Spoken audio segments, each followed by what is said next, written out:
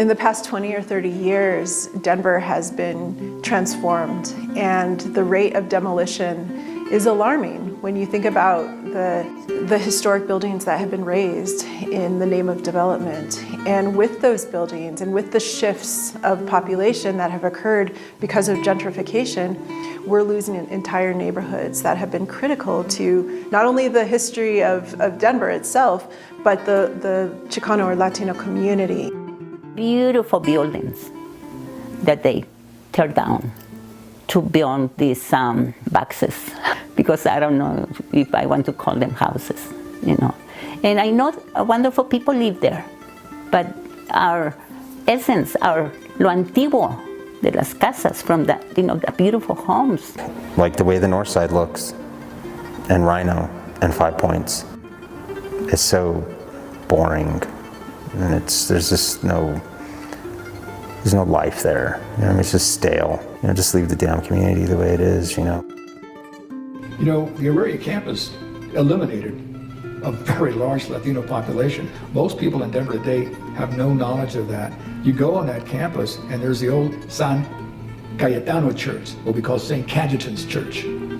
So there was a deep Latino culture there. For a population like the Latino community, whose stories were not always told in traditional narratives and books and articles and so forth, when you lose that physical landscape and you don't talk to people about those places, you lose that history. So this historic context project is part of a larger series of projects undertaken by the City of Denver to create an understanding of a fuller history of the city itself. So looking at in detail those communities that have been historically marginalized and whose stories and whose physical buildings of importance have been demolished.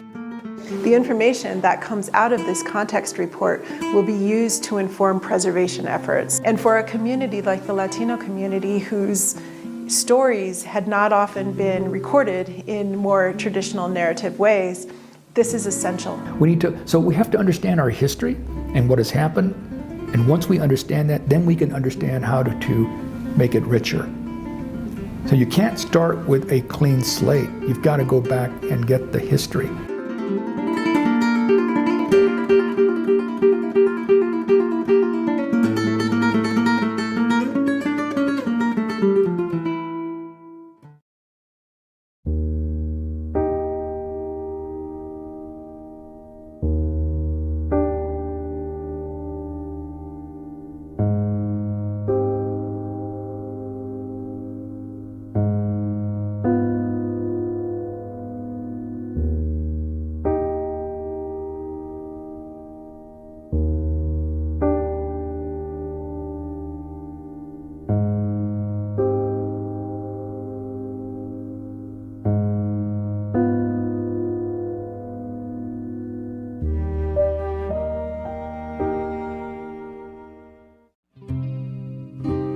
The Latino people, who in this region often referred to as Hispanics or Mexican Americans in many cases, Chicanos, are really a mix of people, or a mestizo race. Combination of the Spanish who came in the 1500s with the various indigenous groups all the way from South America to what would become the American Southwest.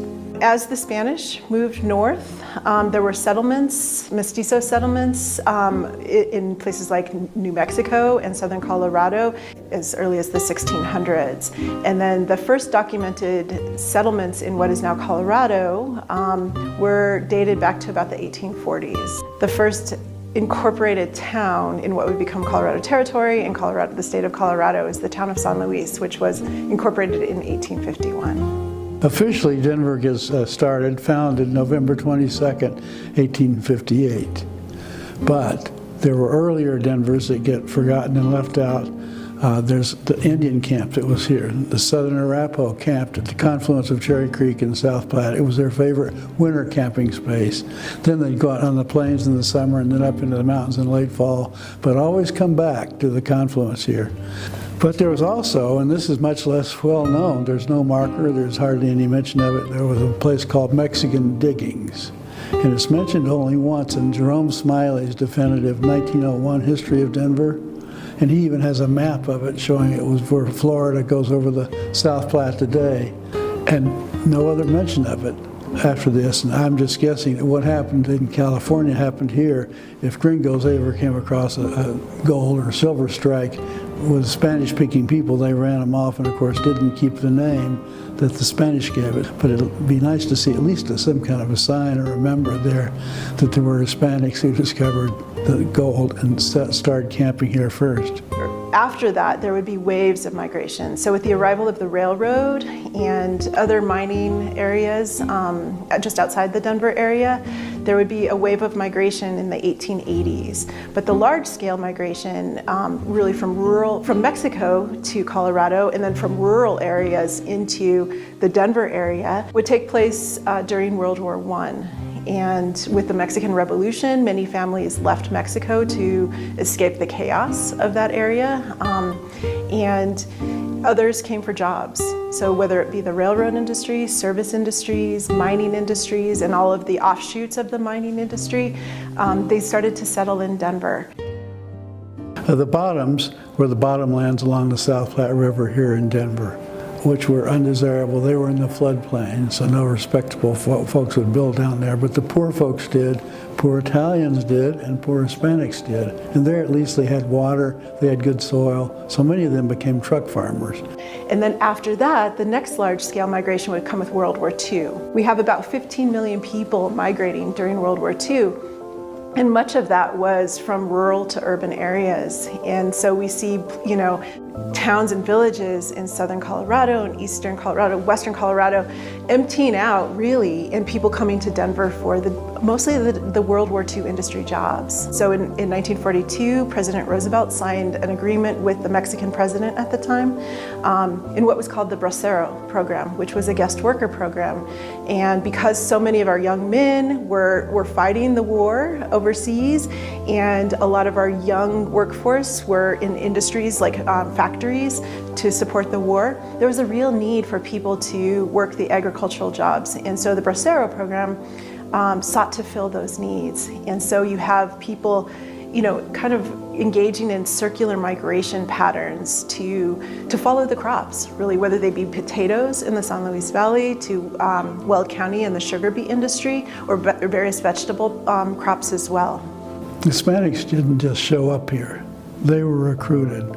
The Great Western Sugar Beet Country, and many other factories that wanted cheap, reliable, strong, docile workers would go south of the border and bring in people. So it wasn't like they moved in here. It was they were invited, they were brought in. And then often when the sugar beet season is over, they were just turned loose without any payment or any housing. So at that point they moved into cities like Greeley and Denver and Fort Collins and whatnot. But I think it's important to remember that these folks were brought here. It wasn't their idea. The 1960s would see another large wave of immigration with the signing of the 1965 Immigration Act, which opened up immigration for Latin America and for Asia.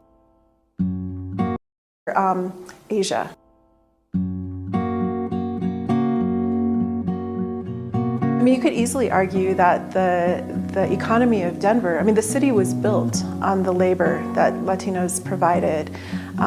They were a cheap labor force. They were a very exploitable labor force, although there would be some organizing in heavily Latino and heavily immigrant industries that would fight back against that. But for the most part, their labor was absolutely critical to the building of this city.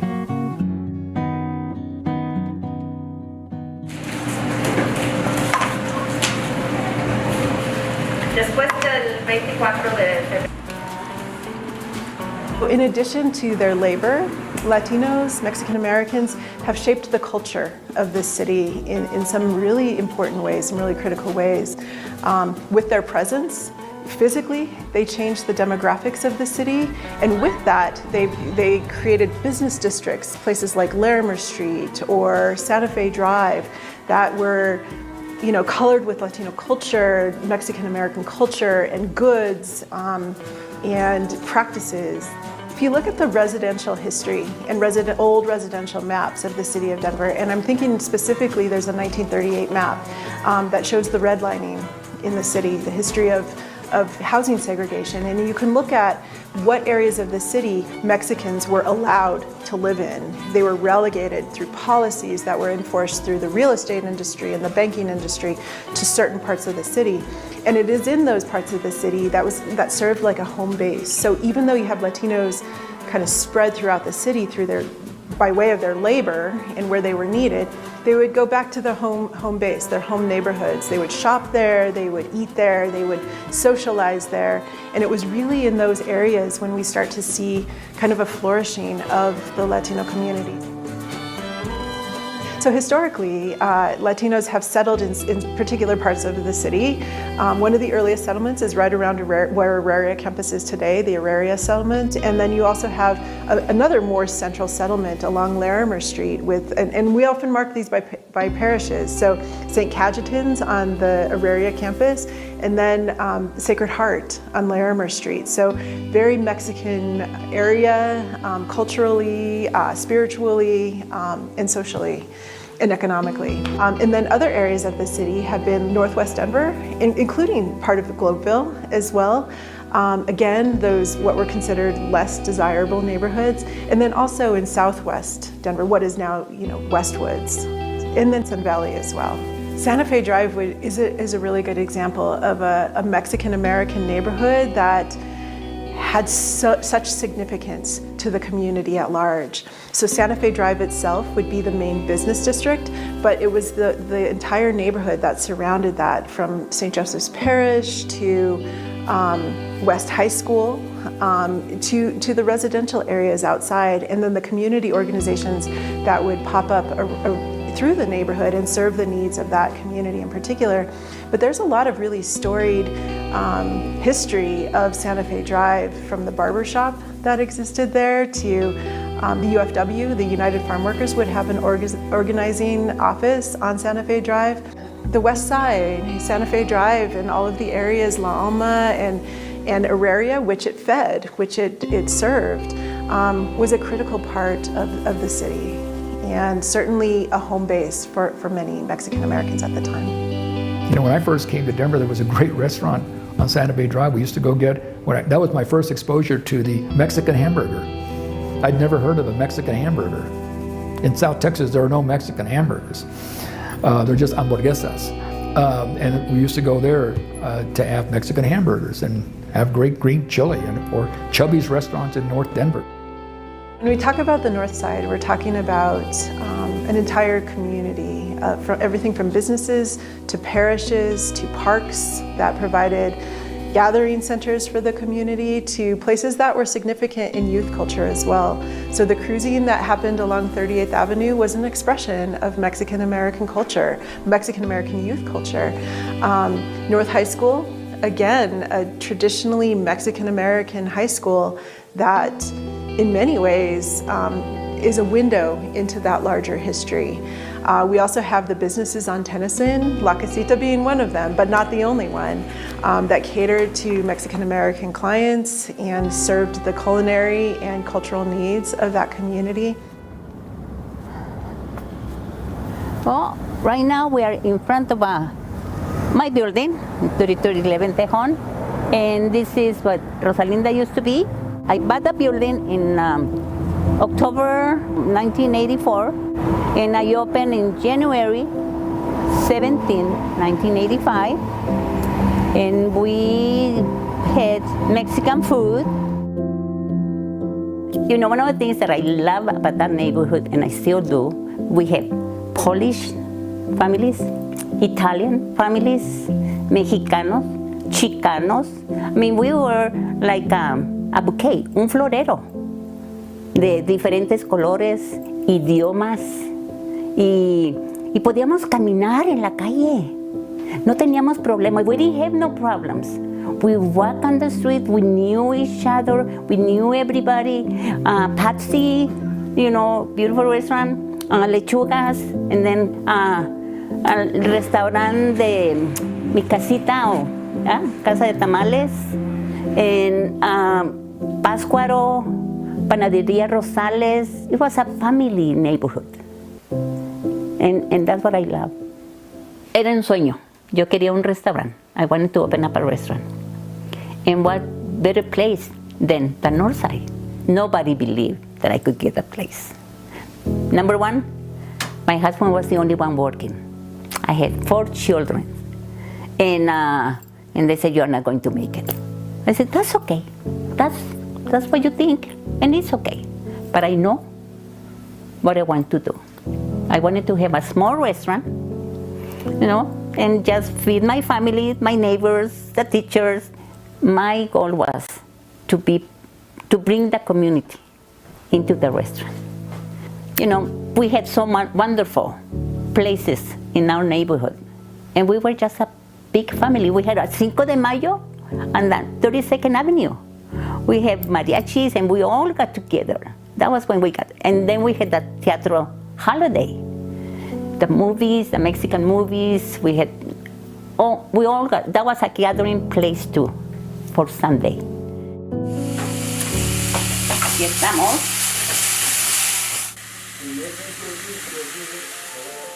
When I decided to open up for Thanksgiving, because I was so grateful, so many people volunteered.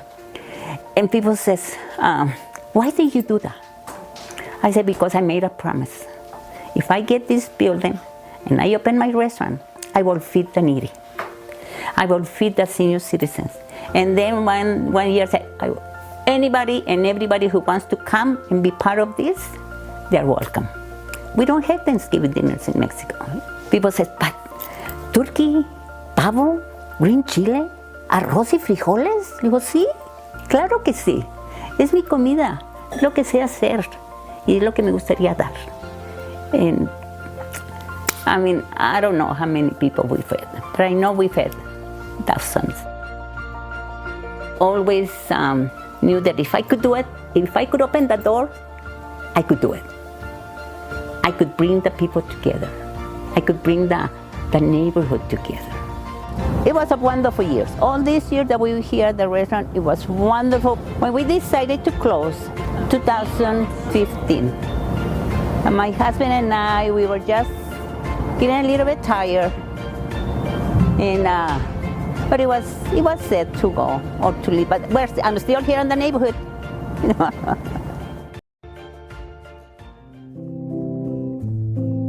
So on Larimer Street, we've heard many stories about Johnny's Market, which was a market that sold ingredients to make traditional Mexican-American dishes. So whether it be tamales or masa or pork or beef, Johnny's Market had it all.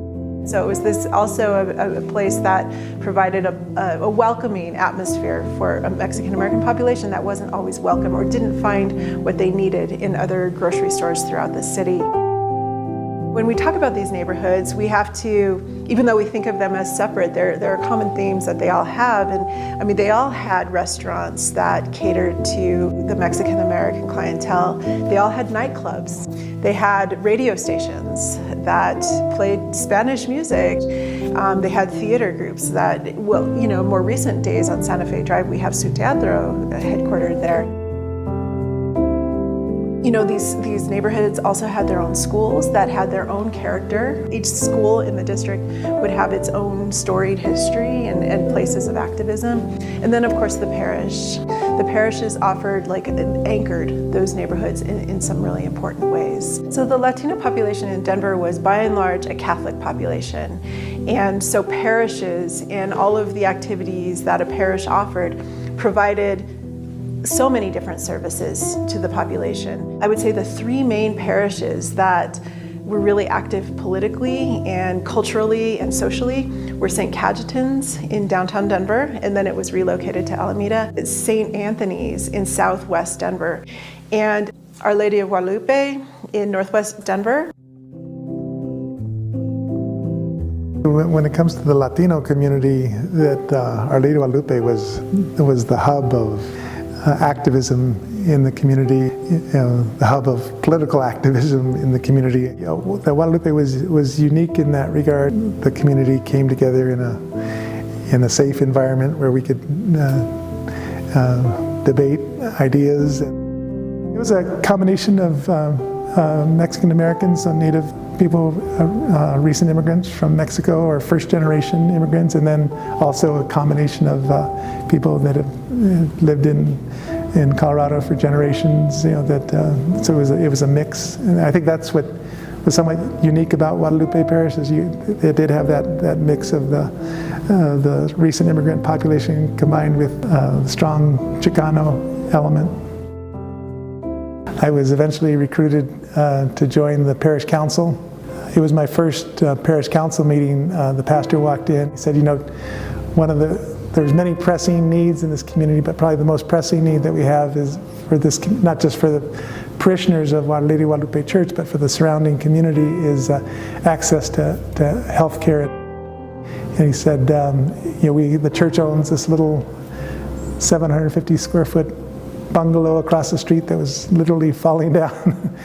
And he said, you know, wouldn't it be great if we could convert that into a clinic where people could come and get their health care and their mental health needs met. So I volunteered to lead the effort to open the clinic. A few weeks after that, I got up in front of at Sunday services, which were always packed, and said, you know, we don't have any money to hire a contractor, so if this is going to happen, it's going to have to be because of all of you. Had no idea if there's going to be 2 people or 20 people that would show up. We had over 100 people showed up, and just really rebuilding it into a healthcare clinic, and opened the clinic to the community in the first part of 1995.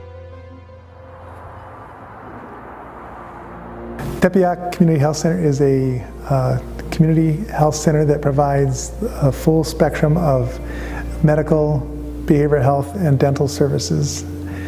We also provide referral services to our patients who need care beyond what we're able to offer. Opened its doors at the corner of 36 and Calumet. From there we moved to the Gloveville neighborhood at 51st and Lincoln, where our current clinic is located, and we will be opening up our new clinic later on in 2022 at the cross streets of Vine and 48th. I had no background whatsoever in healthcare that would lead me to believe that I had any business at all opening up a health clinic, but I think, you know, our community deserved to have access to quality health care and quality education and economic opportunity. Much like the Black community, the history of the Black church, these parishes provided a place of political organizing. When I moved to Denver, I joined Guadalupe Church because it was one of the Latino churches that had real understanding of the Latino culture, and the priests there were fighters for the Latino culture.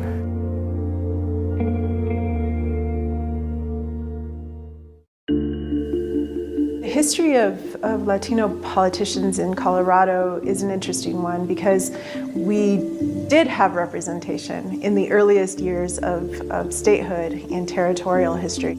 Early on, there was a representative from southern Colorado, Casimiro Varela, I think from Trinidad, if I remember correctly, and he helped make sure that the Colorado Constitution was written in Spanish as well as English. And that there would be a retraction, okay, as more Anglo-Americans moved into the area, and we start to see a displacement and a loss of that influence, that political influence. And it wouldn't be really until the 20th century, really until the Chicano movement, that we would gain influence again. And so we start to see Mexican Americans being appointed to certain positions in the 1980s.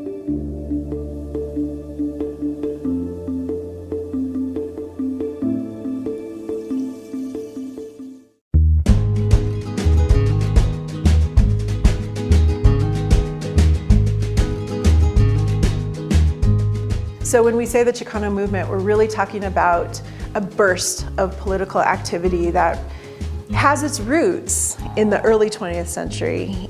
But really with the Chicano movement in Denver, you know, it was the Crusade for Justice under Corky Gonzalez, but it was also a series of other movements throughout the city.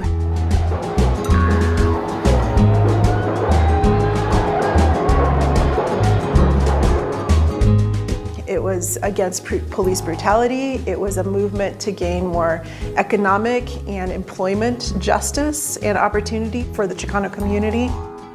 The Chicano movement would also be a renaissance or a rebirth of Chicano identity. So it was a community that was coming to grips and recognizing with pride its indigenous roots as well. We see the arts flourishing as well. Everything from teatro to visual arts to the murals throughout the city, which really provide us with sort of a documentation of our history through symbols, through time. Those murals tell stories. And for a community who often had more traditional avenues for telling their history, the street art was a way to tell those stories and to educate youth. So this mural behind us, it's about, so there's the two Quetzalcoatl's behind us, and they believe that there's different worlds, right? Like every world has come and gone, and we're in the fifth world. But Quetzalcoatl passes to Quetzalcoatl, so that's what that is. They're one person, and they did it through fire. So they had a main fire that they would keep going, but then they would start a new fire every 52 years, or every world, right? Like, so this Quetzalcoatl is passing that fire to the next one. My name is Santiago Jaramillo. I'm a third-generation Westwood resident and the co-founder, executive director of D3 Arts, an organization here in Westwood. So D3 Arts came about 12 years ago. We had always been doing art around here. Then we met with Ann Lane, found out that they had the idea of doing something here, and the idea of making it an art district came about. So we all just started saying, okay, let's make it happen. And so we just started doing showings, you know, and people thought we were crazy because through the transformation of Westwood, as a teenager, it got crazy here.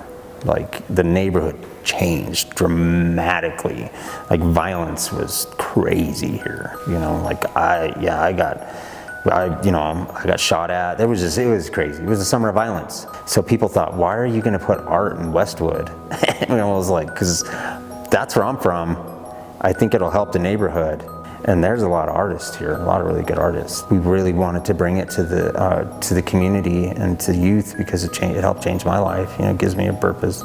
Part of my story is I got involved with drugs and alcohol pretty early. I think I drank most of my life. Like the first time I got high, I was 6. Been sober now for 15 years, completely drug and alcohol free, sober. Westwood reminds me of my grandparents, but more importantly, my grandfather. And I have a 57 Chevy Bel Air that he gave me, and we would drive to the car wash and wash it, you know, like drive down Morrison. And so it just reminds me of my grandfather. My heart is here. That's kind of what this represents, is that we're bringing art here to Westwood. We've lit the fire of the inspiration. Art can be a platform to tell these stories, to tell people, especially the community, and then you can explain to them, and then kind of like say, and this is what you are. You know, at least to Mexicano people, Mexican American people, yeah, this is who you are. So when we talk about Morrison Road, we really see the importance of a project like this Latino historic context, whereas other areas of the city, maybe it's too late. With Morrison Road, we still see what we can see as a repository of Mexican American culture. In this area in Westwood, there's always been Mexicanos because it was cheap, and then there was farms here. So who does all the farming? Who does the work? You know, and it was something that when my grandfather and my grandmother came here, it was something they could afford. And so all the neighbors, it was the same, you know, it was just working class people. Morrison Road is like one of the last chances that we have as a city to really preserve the original character of a Mexican American business district, where Mexican American people have been welcomed for generations. While gentrification is knocking on the door, this is an opportunity to really acknowledge those stories and to preserve those buildings. My hope for Westwood in the future is that definitely more art related businesses are here, but my hope is that it just stays for the most part the way it is.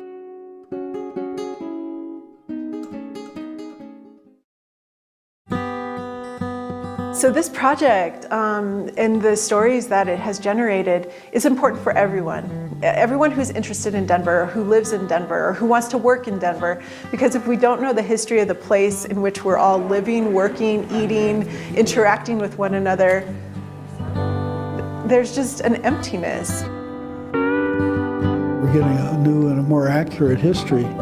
It wasn't all rich white folks that did it. But let's make Denver unique. Let's make it special. So when people come here, they'll say, oh, I'm going to Denver because they have a historic district. We're not going to leave it. We're not going to let it just disappear. We still need to stay together. We still need to work together. And we need to tell everybody, we're still here. Los Chicanos, los Mexicanos, los Latinos, todos, everybody's here.